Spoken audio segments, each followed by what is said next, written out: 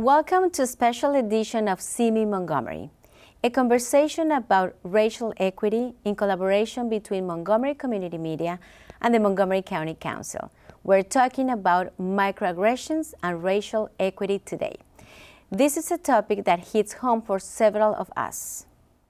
Microaggression is defined as a statement, action, or incident regarded as an instance of indirect, subtle, or unintentional discrimination against members of a marginalized group, such as a racial or ethnic minority. What brings us to this conversation is a situation that happened several weeks ago. It was during a discussion about racial equity at the council meeting. Two staff members, an employee of Montgomery County government, as well as a new employee of Montgomery Community Media, could be heard making fun of how council member Nancy Navarro pronounced some words. Here is what happened. We want to play this for you. Please pay attention to the subtitles.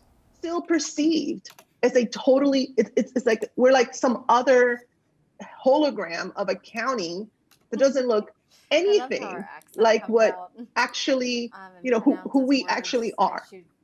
And for some reason, it gets perpetuated at the state level. I mean, we are the most diverse county. We're the largest one. We understand that these issues are deep-seated, and we have responded to it.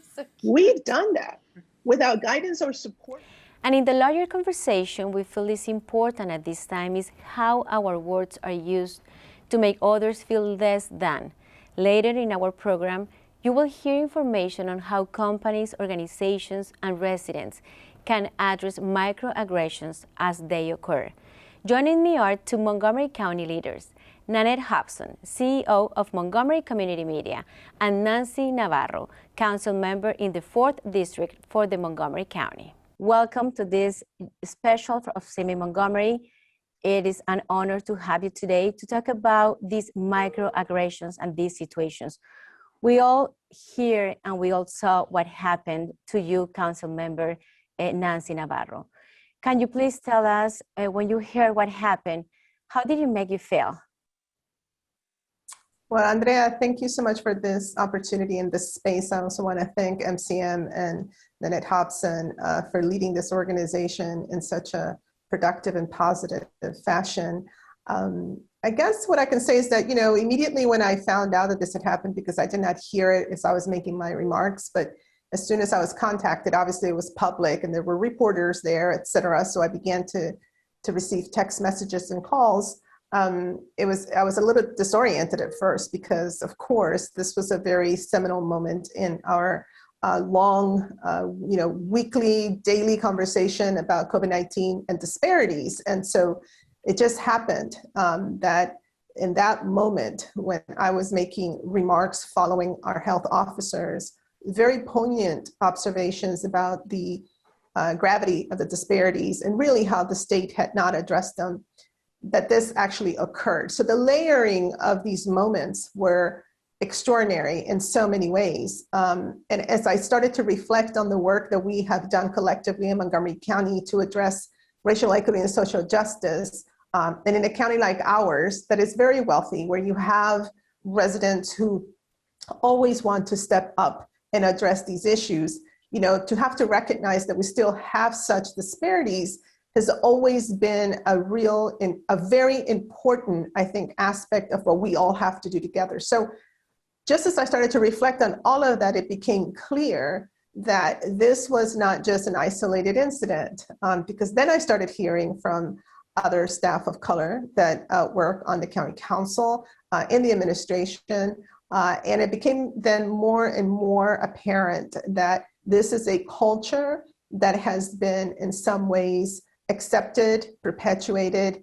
And I also began to reflect on how critically important it is to eradicate that kind of culture in spaces of decision-making, of power. So government, every decision that we make really has some type of input from our staff, from our analysts, from staff that work in those spaces, et cetera. And so I began to connect the dots around, if this is sort of a commonplace occurrence how does that then sort of seep into the attitudes that then inform the kind of recommendations, the types of suggestions that are made when we are addressing either legislative proposals or budgetary proposals in a community, in a county that is 55% Black, Indigenous people of color, a school system that is almost 73%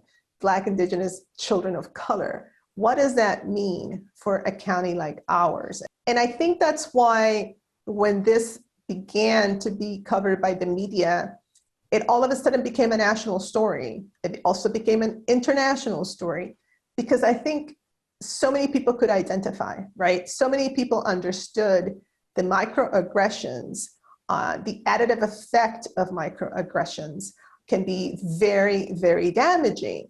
And that people of color for too long have been almost enculturated to not even discuss it, or sometimes even doubt that it's something that has occurred, because obviously you don't want to have to face consequences, or you don't want to, deal with the fact that this is the dominant culture. And so sometimes you doubt yourself. And I had young professionals of color that contacted me and said that. I said, until you spoke up, I realized that I was just kind of like accepting it as a normal everyday thing.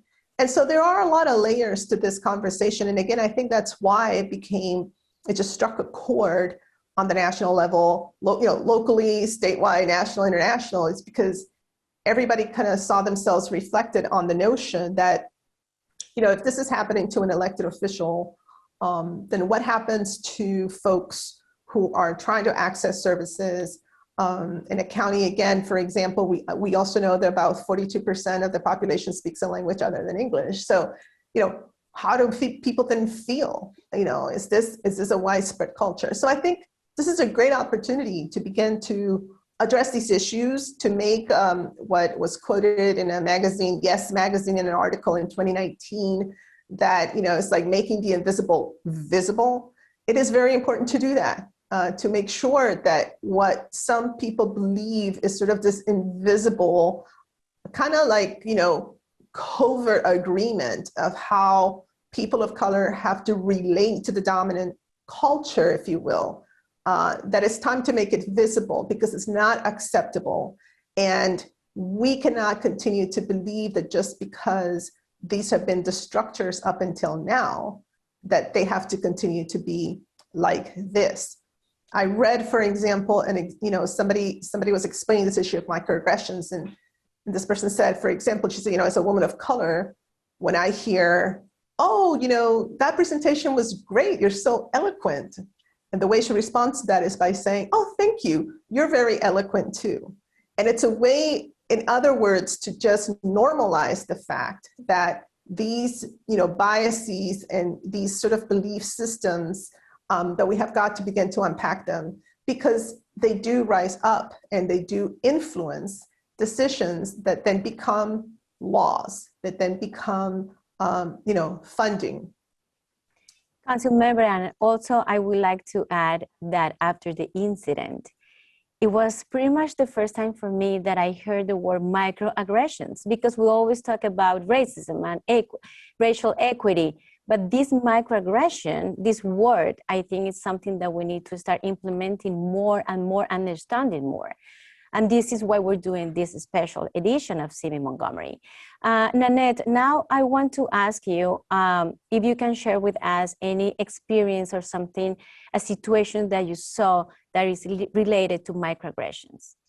Well, first I want to thank Councilmember Navarro for doing this and for being part of this important discussion, and also to say that once we were, Montgomery Community Media was aware of what happened, we took immediate action, not only in the situation at hand, but also with our entire staff to communicate our disappointment that this kind of behavior could happen with somebody who represented us, even though that person was a trainee and hadn't been with us long. It's not really important. It was important to us that we address it immediately, and that we make sure that our culture of inclusion at MCM was represented in the situation. And so I really do appreciate this greater discussion.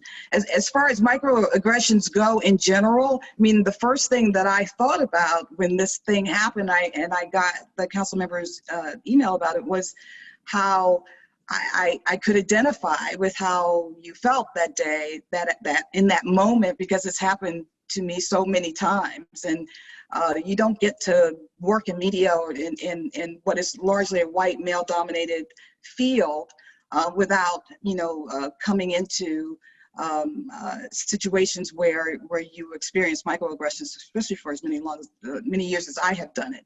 And it broke my heart to see this happening in Montgomery County right now today. But I wasn't surprised because, we do face these issues almost daily, certainly, more often than most people would believe. And they have a cumulative effect on you. You learn to deal with it, you learn to push past it, you learn to not allow it to affect your leadership, but it takes a toll, and it builds up over time. My husband and I are Marylanders, and we came home to Maryland 5 years ago, but before that I was in Boston for 3 years, and I can't express how surprising the level of microaggression was while living and working and leading in that town. It was a tremendous experience, had a tremendous impact on me to again, as you said, Mrs. Navarro, in a place that is perceived as highly educated, highly influential and liberal, to the actual daily experience of that region was far from anything I think most people think when they think about Massachusetts. And it had a profound effect on me, and I'm still frankly impacted by it, I think, on some level. It was comforting to come back to Maryland, where at least that experience is not as exposed. But I tell people about my experience in Boston all the time, because I believe that people won't know if we don't talk about it, if we don't share.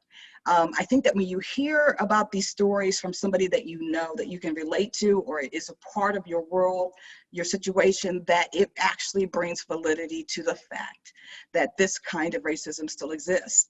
And it comes from all levels of life. It can come from people who work with you, people who you work for, people who work for you.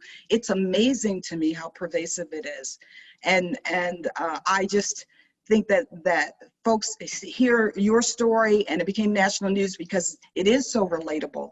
But for a lot of people, it was shocking, just like not knowing the definition of a microaggression, not understanding that this comment you make to a friend when there's no one of color in the room, or sometimes it's direct. Like, when I was living in Boston, my husband and I lucked up on a house to rent in an area that was considered to be wealthy, and a coworker asked me point blank, how did you get the house in Dover? How did you manage that? And it's implied, but yet it's implicit what the question was. Often you're promoted or you get a new position, and someone will ask you if you got it because, is that the reason why? And that when you get there, you have something to prove. You have a burden of proving worthiness beyond your credentials. And that is part of the effect of microaggression as well. So I've had many experiences, and they add up to something that makes you, I think, just a little bit less trusting sometimes in certain situations. It does make you question at times whether or not you're sensitive, which is another effect of microaggression, because you have to pick your battles. And Boston definitely taught me, how many times today do I want to confront this? I'm going to have 5 experiences today. Am I going to pick one, or am I going to let today go?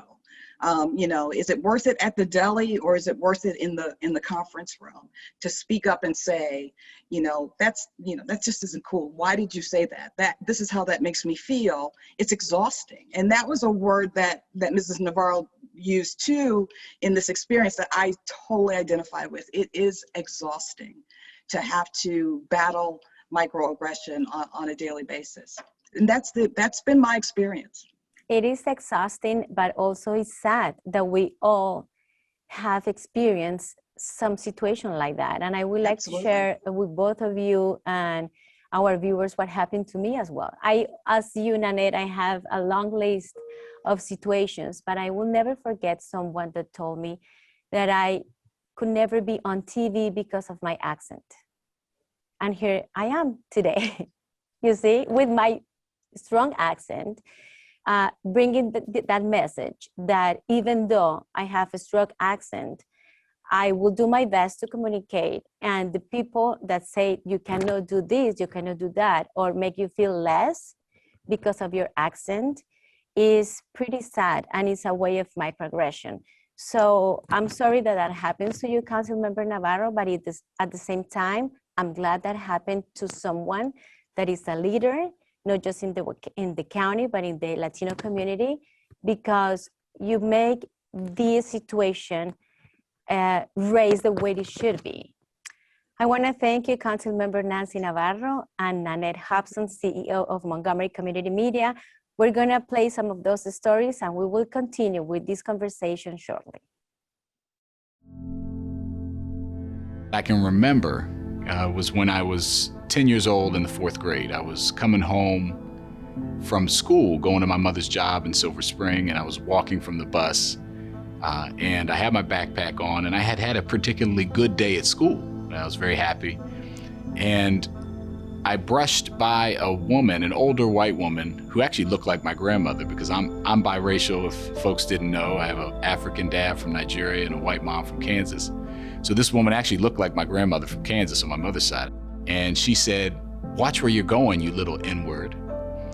And I remember just being floored and like scared, obviously, because an adult was talking to me that way, but also just not understanding and processing why she would call me that and be that mean to me on a day where I was happy and just going down the street.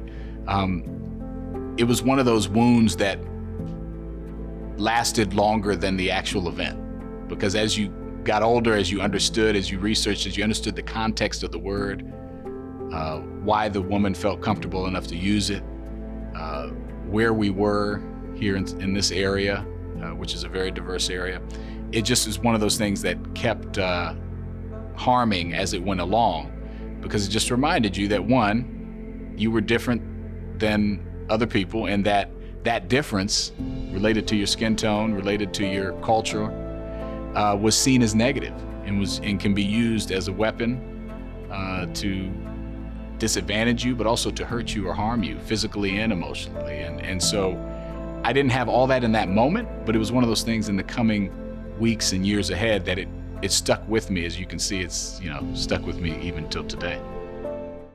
There have been instances where the judgment that we have brought to the table has been questioned and in some ways dismissed or second-guessed, and folks with lesser credentials have been asked to confirm the things that we have put forward and said. There's certain words that I think are weaponized based upon the historical concept that are meant to automatically intimidate and try to diminish what you're saying.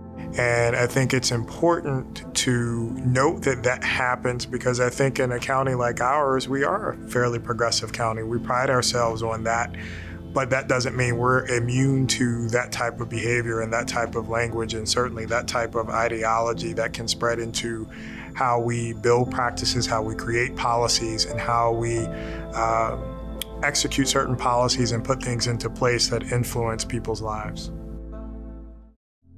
I would say it is a challenge, particularly for those people who have felt for obvious reasons, oppressed in so many different ways and challenged in so many different ways. There are mechanisms, there are systems in place, there are civic advocacy and political levers that we can pull and that we need to pull, and we have to be present to be part of these conversations. And I would encourage people, to the degree to which they can, to be civically active in their communities. And sometimes it's something as obvious as joining a board or commission or even running for office. But being a leader in your own community is, I think, very important. And sometimes just not letting a comment go by without taking the opportunity to, within reason, talk about it and to open up a dialogue. I think that there's an opportunity for us to come together more than ever before. And I think being civically engaged is one important way of doing that.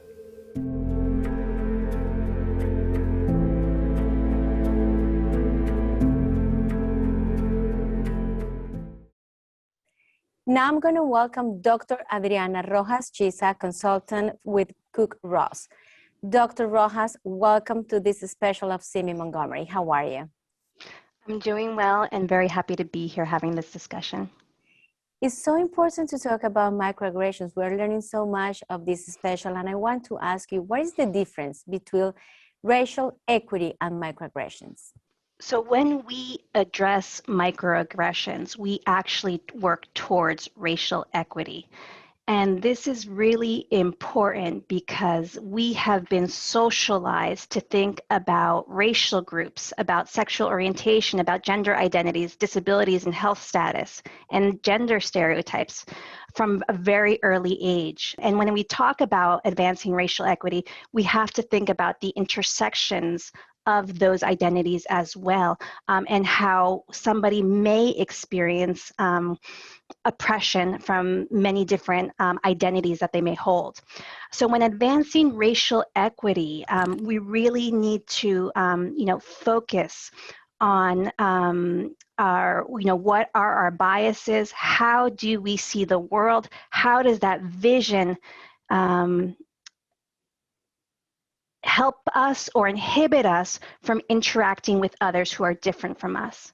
And when we recognize that we have very unique identities and experiences and that others as well have those unique identities experience, when we allow space for different points of view, for different experiences of the world, we are actually working towards greater understanding and moving forward a culture of racial equity within our communities and within our organizations. Now, how can we address a situation that is surrounded by microaggressions in different scenarios? Like, let's start with workplace, because sometimes we have a supervisor or someone that can help us, but what is the right step to handle or address a microaggression situation in a workplace?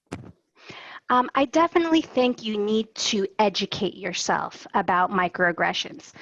Studies show that inclusion is so important, feeling that we belong to our communities, to our country, to the organizations where we work at. And when we are excluded from a group, this triggers activity in the same region of the brain that is activated during physical pain. So when somebody makes a comment about your country of origin, about your abilities, about the way you speak, the same area of the brain that would light up when you cut your finger while you're in the kitchen, lights up. And I've heard of people referring to this as the death by 1,000 cuts, right? It's something that wears away at your sense of self. And why? I think it's really important to address why we are addressing microaggressions as well, right? Their negative psychological outcomes, according to the research: depression, anxiety, stress, negative affect, right? Negative outlook on life, of what you do, about the community that you're in. And it can lead to self-harming behaviors and physical symptoms if the stressors are experienced over continuously and over a long period of time. And this leads to, and knowing that, right, if we believe something about someone, if we are in the paradigm of superior, inferior, that this leads to exclusion, discrimination, and people won't feel like they belong. They'll leave community organizations, they'll leave places of work to find somewhere where they can be their authentic self. So that's the educate yourself and understanding why about microaggressions. And then, so what happens if you hear something? What do you say? And this is the part where we have to be courageous, as you all were today, sharing your story, sharing your experiences. And sometimes when we receive this comment, we can't act immediately. We may be stunned. We may have, did I just hear what I thought I heard? Right? This is the moment of pause. This is a moment of deep breath. So one of the strategies that I recommend is called open the front door to communication. Observe, what are the facts? What was said, what was done? What do you think about that, right? And we're grounding ourselves and distancing ourselves from our emotional responses, our physiological responses, and activating a region of our brain where we can be proactive and constructive. How did that make you feel, right? I felt terrible that you said something like this to me because it makes me feel like I don't have a voice in my community or my place of work. And then the decision part, right? What would you like to happen now? I would like you to be more open-minded about people who express themselves differently and honor their accents and their knowledge and skills and expertise, right? This is about bringing people in and calling out behaviors and being very constructive as a result. And not facing these situations and addressing what is happening when we are victims of microaggressions, I believe can end up in mental health issues. What is the relation between that, like the deepest mental health problem with microaggressions? So this causes self-esteem issues. You may question your ability. Toni Morrison has this really impactful quote about the function of racism, but it might as well be the function of microaggressions. It keeps you explaining over and over again your reason for being. Someone tells you you have no language, and you spend 20 years proving that you do have language. Some of the psychological effects that we see show up are imposter syndrome, right? I just got a new job and I made it through all the interviews. I'm a woman of color, and I get to the first week and I'm like, I don't know if I can do this job. I am doubting my experience, my expertise. People may be subtly doubting my ability to lead. So then we have, and that's an accumulation of being told you don't belong, being asked, where are you really from? And it's the cumulative effect of that we see in the workplace come up as imposter syndrome. Dr. Rojas, you are Latina, and I'm sure you know Celia Cruz, the famous singer. And since I've been a victim of microaggressions because of my accent all the time, that singer used to say, my English is not very good looking. And I always rephrase that just to protect myself from being a victim. So I really appreciate your time, your knowledge, explaining us what microaggression is, how to address a microaggression, how to face it, and what is our role into this situation. Thank you so much for joining us in this special of CIMI Montgomery.